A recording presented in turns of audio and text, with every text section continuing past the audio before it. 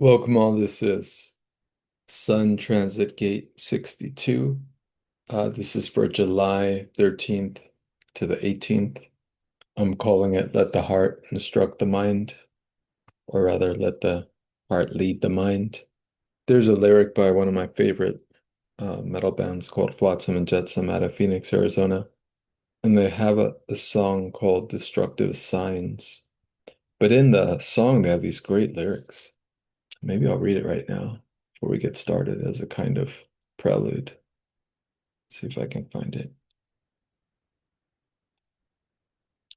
So I don't know if you could see it. I don't know that you need to, but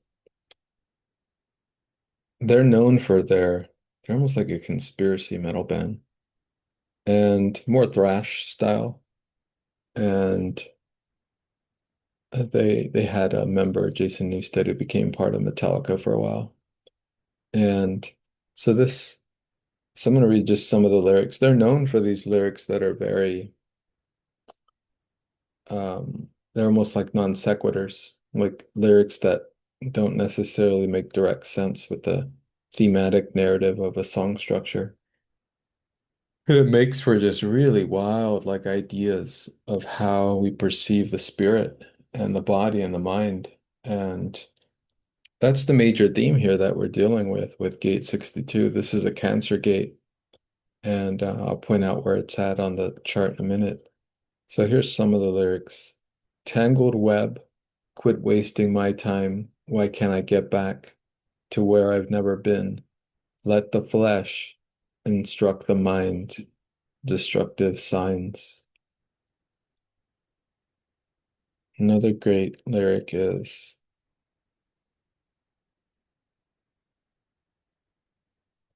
sitting here waiting for myself. I'm late again.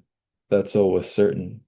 As long as I make it back, make it back. I'm living me in a dream. I'm lost me in a dream. I probably should have said, I've lost me in a dream. And the final lyric of the song is, let the flesh instruct the mind. This is kind of a variation of what I'm saying here with this particular gate, which is, let the heart lead the mind. Now, this is the ultimate message of human design and the most powerful message of a system that there can be, especially in the West, which is to let the heart take over the mind. In other words, let the flesh, let the body's intelligence rule over the mental intellect. And that's pretty much the key. And this is one of the ultimatum gates in the I Ching, in the human design I Ching, because 64 is the last gate. And one really great insight that Richard Rudd adds to human design here is that he likes to say that the cosmic beginning of the 64 hexagrams is the one and the two, and that they're kind of like a prologue to our actuation throughout all the gates of all the possible permutations of experience. And he says the 63 and the 64 are like the epilogue, thus making the 62 kind of the final process before the aftermath. And the 62 he describes as a kind of index and glossary of all that has come before in expressing the meaning and purpose of the cosmos, what the I Ching really is, which is an alphabet of consciousness, of the expression of consciousness. And the deeper ideas of how we have no real free will, nor are we creative beings at all, but the verse is expressing itself through us. It's like the idea in human design about the Godhead, the Godheads, I should say, plural, that we're not creating, we're channeling the Godhead's energy for whatever rulership there is amongst the gates. And I think my sun gate is Christ consciousness, which is not religious at all, of course, but Christ consciousness being, I think Christ is like the symbolic Godhead, the particular Godhead that shines through, that channels through my expression. And so you can see here, gate 62, let's find it on the graph. So we look around here, and I'll make this a little bit of a lesson.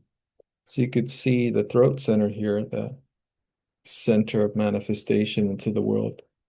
See on the top left, gate 62 is in a red circle activated. And then we see that little black line moving towards the 17, the ajna center. But the other half is not there. So we have just a gate, not a complete channel. If the 17 were full, we would have the channel of acceptance. And gate 17, above it is the gate of opinions. And gate 62 is a gate of logical, structured thinking and detailed communication. Very, very, exceedingly powerful conduit for thought to be structured and expressed. And when connected to the other side, the gate of opinions, you have a very thoughtful and reflective channel, which has the potential for manipulation. But more often than not, it's just a real ability to communicate with the utmost clarity. My aunt had this, my mom had this channel. I didn't get it. I didn't get either side. Instead, I got the 4323. But they had a way of just speaking so clearly and just asking the correct and pertinent questions. Really brilliant channel. And that gate is a very nuanced gate and really creates a fine distinction between the heart and the mind, which is what I'm looking to express here with this particular gate in terms of its frequencies and how to express this particular gate in the next 7 days, where it's going to be active in all of us. I shouldn't say 7 days, 5, 6 days, beginning today on the 13th. And as you could see the other activations, the 64, 47, another very, very powerful thinking channel is activated. And that one's Mars and the South Node. As we slowly see the South Node move into, Mars move into the South Node. That's going to be interesting. That'll be in about 4 or 5 days when it moves to that next gate. And we got Uranus, as I've discussed in other videos, being in gate 20 for the next 2 years. And then we got gate 16 occupied by Venus, looking for the talent scout, looking for the talents that are out there, the talented, the people with the correct depth to express certain talents. Then we got the moon moving into the 49. That's right up here, the first Pisces gate. It's a very powerful, intense Pisces emotional expression. You got the Aries vanishing point happening at the 25. All these gates are looking for the other side. So if you have that other side, it connects with you. So this is the energy. You want to think some things through, do some good detective work. The 6447 is available. And let's get right into the 62. This is a particular gate that will really do of great service to us all to understand the distinction that we're looking at here. Now, as Red talked about as the 62, he said it was a kind of index and glossary of all that has come before. I like to call it a practice in recapitulation. No, recapitulation is a strategy in Toltec shamanism where you recall all the experiences you've had over a period of time or day by day, and you bring back your energy. You take back your energy from it, and you send the energy back that's not yours to who it belongs to. And so you're essentially living the culmination of your life now before death even occurs. Because we all know about what happens at death and the mind flashes through we've heard so many stories. The mind flashes through the life. But you could do that prior. You could have a conversation with death prior to death itself, like I did a couple weeks ago. but I'm not going to get into that. So the recapitulation, that in itself is a different process. That's more not necessarily having a conversation with death. That's more going through that experience that happens during death ahead of time. So you can clear your energy. And it's very powerful. I practiced it for a while, and you're basically clearing your consciousness of emotional energy that's not yours. And very powerful technique. Email me if you want to know more, if you want me to do a video on it. I had some talks with Joel. I wonder how much we got into that. I know I brought it up at some point, but we got to get into it at some other point. And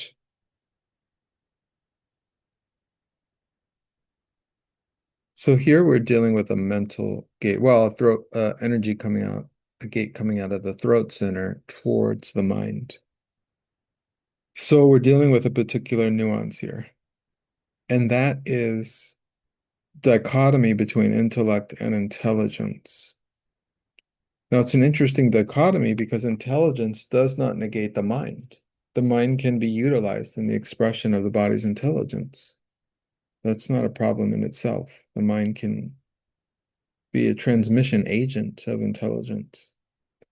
But we also have the mind on its own, and its expressed thinking capacity.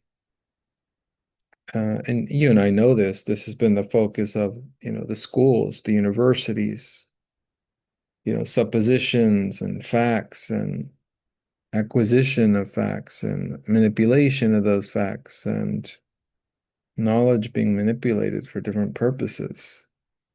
That's more so, it seems, at least in Western civilization, that has been the purview of science to create its own kind of scientism, its own religion, based on quote unquote facts or factums. And there's many actually different types of science, some more accurately representing this realm we live in, and others not so much. And the dominant dichotomy, it seems, in the social world on the lowest kind of vibrational expression frequency is science versus religion. And so religion can come to stand for that dichotomy of body intelligence because religion in itself expresses different forms of revelation of intelligence, prayer and divination, not divination, that's not the correct term, but prayer and there's other terms that I'm not remembering right now. I apologize to anyone who's religious out there for not remembering the other terms, but there are other terms that the body's intelligence can express or channel in, and that can be utilized or transmitted through different sense organs. It could be through the intuition, through the feeling of the solar plexus, through the gut of the solar plexus, or sorry, the sacral, and or through the intuition of the spleen. And these are all different centers here, and they represent different authorities in the body. And we all have different authorities relative to our type, strategy, and authority. And so here what we have is this contrast with intelligence and intellect, and the direction that those of us who are awake and aware and choosing to allow consciousness to reach its highest expression in us, we want to utilize the ability of the heart to lead the mind, the heart to lead. Or as Watson and Jetsam say, the flesh to lead the mind, the body's intelligence to lead. Here I'm putting the heart, let the heart lead the mind, because, for those with the ego center defined, that would be more so the heart. The G center would be direction, ego center would be heart and ego. So for the other title, I might just say, let the flesh instruct the mind. But what it is that the reason why we're saying heart here is because the heart is a kind of general awareness of our love for each other and for leading the self with a sense of we-ness, a sense of otherness. And the way that we can express this is by, instead of expressing things pedantically or, attempting to judge things to one extreme or the opposite extreme, or probably to be that extreme, not being able to turn off the mind and just utilizing it to address everything. And, the other expression would be just perhaps like needing details or avoiding all details, so as to avoid suffering, so as to not think about or not get stuck in the mind, both which are extremes to some degree. And what we're looking for, and I was discussing this with a friend recently, is we're looking for a sense where we're allowing consciousness to happen through us in every way. And that means to feel the fear, feel the anxiety, feel the horrors of what life can show to us and what it can be. Again, my favorite quote from Kurtz in Apocalypse Now: horror and moral terror are your friends. If they are not, they are enemies to be feared, truly feared. There's no such thing as a permanent state. We can process through the fear. We can process through the horrors or the terrors. We can feel it out and allow it to complete itself. That would be a more somatic expression.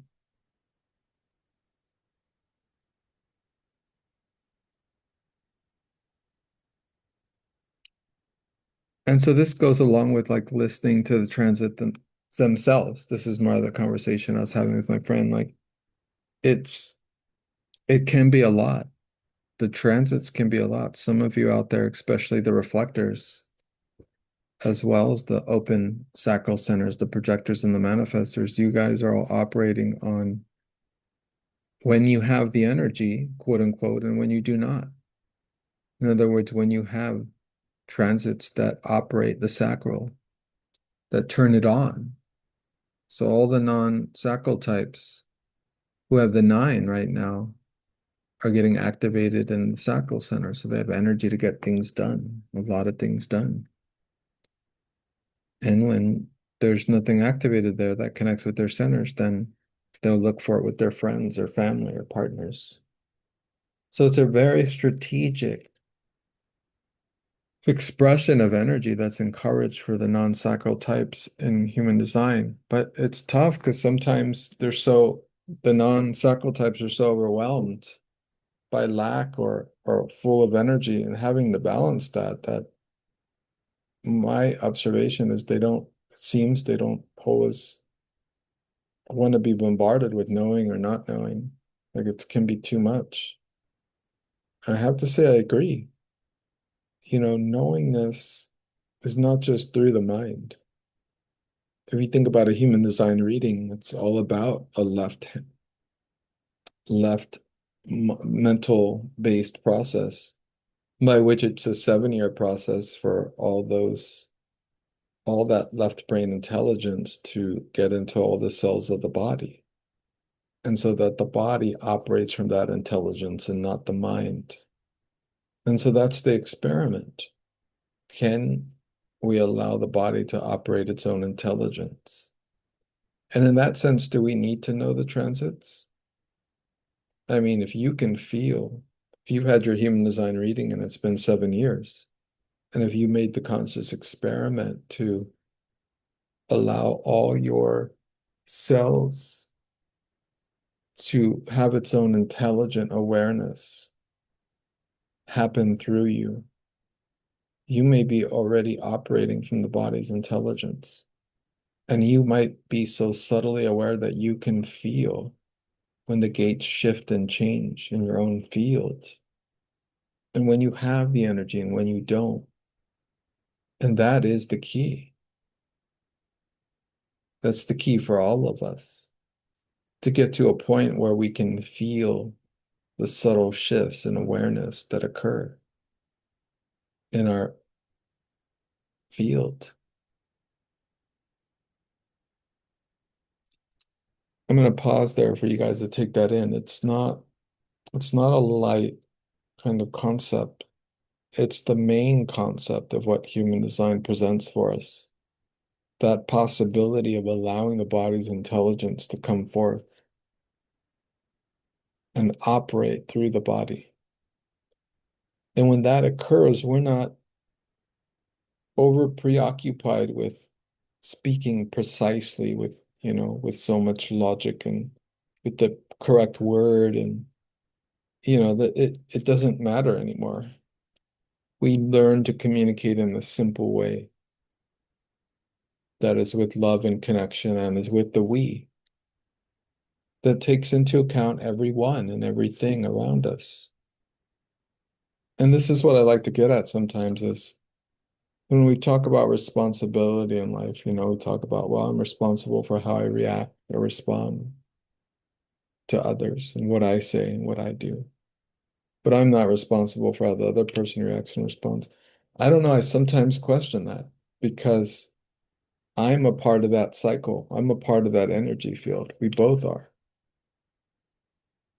How do I know that I'm not doing something unconsciously, energetically, that allows them to sit in a parking space in my field and operate through certain past patterns of mechanics and speak to me in a certain way or tone? How do I know I'm not setting that up?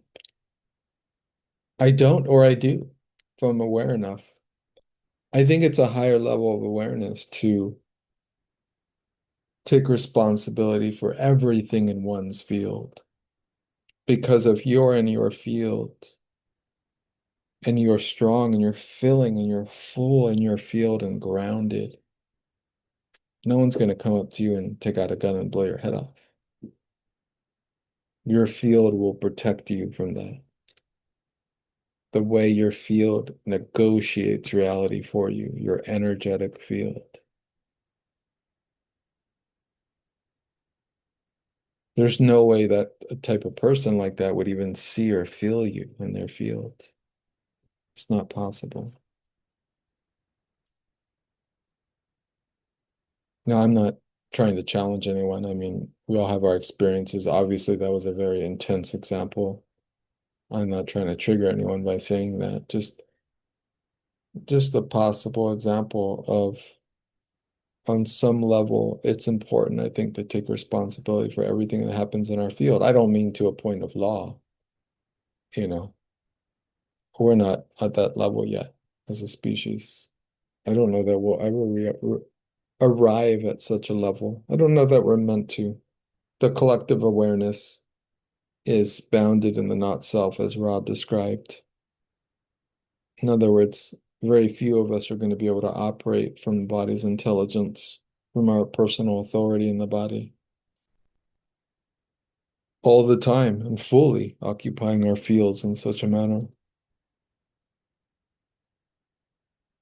But getting back to my point and the example of this dichotomy, we're all waiting. Again, whether it ever arrives is not really relevant, but we're waiting for this natural balance to come into our body and our awareness.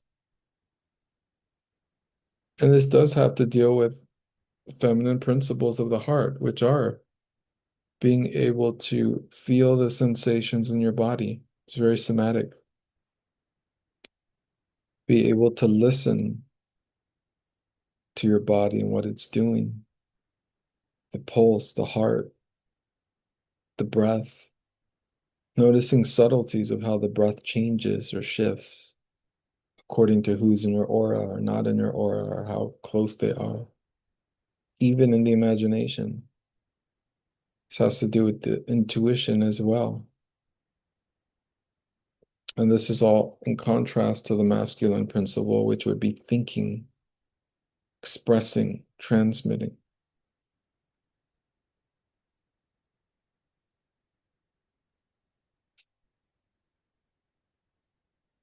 No, the expression of the body's intelligence and utilization of the mind or the voice. Things would be said, things could be expressed very clearly, very seamless, without any overt mental effort.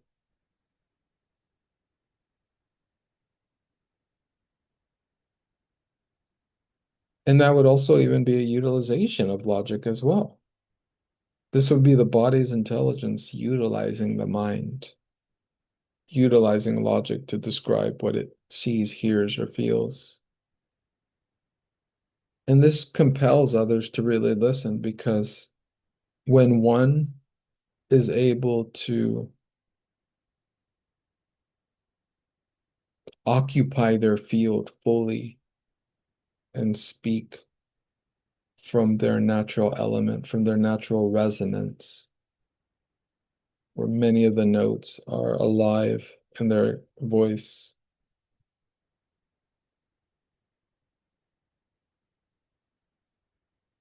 then the words spoken do represent the possibility of healing others just by hearing the voice.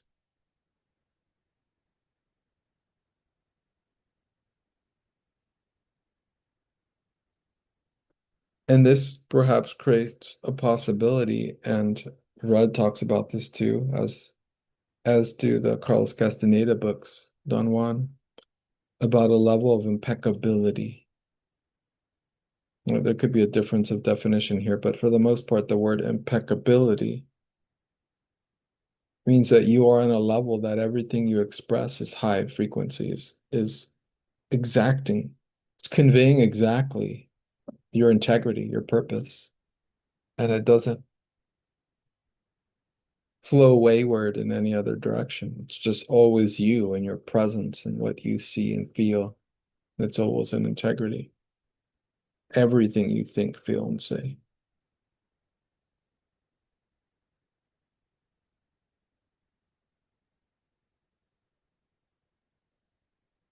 This is one of the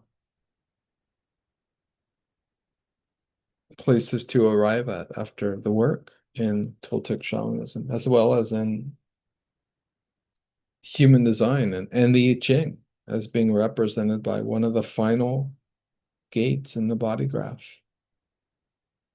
gate 62, right before the 63 and the 64, which operate again more as an epilogue of human experiences. Now, keep in mind, all these gates in the human design body graph represent different experiences. That's what the I Ching is. That's what it represents. All combinations of elements to be expressed. And so for these next 5, 6 days, we have July 13th through the 18th, we just had the full moon in Capricorn, which was for the most part a mild full moon, ruled by Saturn, which is going retrograde, along with Neptune and Mercury. And so it's a retrograde month. And so we continue. And the retrograde will start. We're in the shadow now, but it will start on the 18th. And we'll go through to mid-August. And, you know, during the retrograde, it's all the RE prefixes: reflection, renewal, reassessment, returning to things that haven't been complete or finished, getting them done.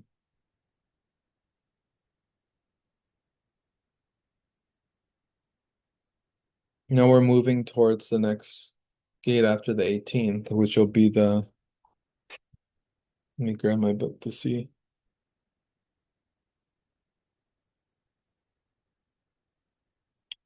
It'll be the 56. And that's over here. It'll be another throat center gate. That's right over here. That'll be on the 19th or late 18th. Again, moving towards the Ajna center, finding correct expression.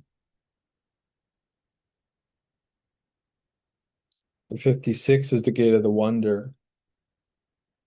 And that'll be during a period where Pluto will be opposing the sun.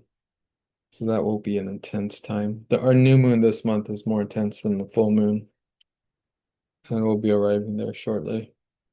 But for this week, observe how you express things to people. Observe your words, the choices of words that you express, the simplicity of your expression. Are you expressing with just concern for your own needs? Are you expressing for concerns of all present? It's really important to express with concerns for all presence, if it happens naturally. It's been really hot lately, and I've only been able to express my concerns because I get overheated and, I want to collapse. Heat stroke is something very serious, especially for the elderly. And these heat waves are serious. They're very intense. And so sometimes you got to express for where you're at in order to keep yourself okay. Nothing wrong with that. What needs to be expressed will be expressed. And let's see if there's anything else to add.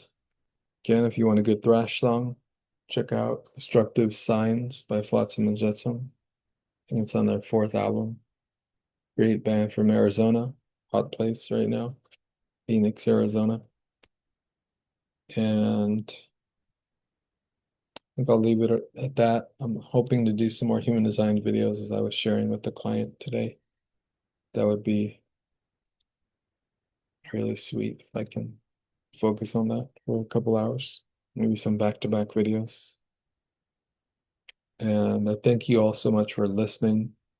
And I will be putting out somewhere, as I said, human design videos. So, because it's very difficult to understand human design. The first step is to, when you're ready, if it feels correct, to get a reading from me or from another human design analyst that you resonate with. And that's a 7-year experiment that starts. And then you listen to, check out books and continue to re-listen to the first reading because the first reading will give you all the information. It'll give you how the gates operate, and I'll do a little of that in some of the videos that I'm gonna do coming forth. And I was trying to think if there's anything else to add. Maybe just that July is a retrograde month, so as I said, it's a good reset for everybody. I mean, is the movie still playing? Of course, the movie's always playing. You only get an hour off for lunch, you know, but it's ongoing 8 hours a week. It's like another job. And time off for good behavior, I guess. We're doing good according to the directors of this room. But otherwise, just joking. So thanks so much again for watching, and I'll share next time. Feel free to ask any additional questions or concerns in the comments. I always appreciate when you guys comment. It really just shows me that there's kind of an interaction of some kind, and I really appreciate that. And that's all for now. Thanks so much again.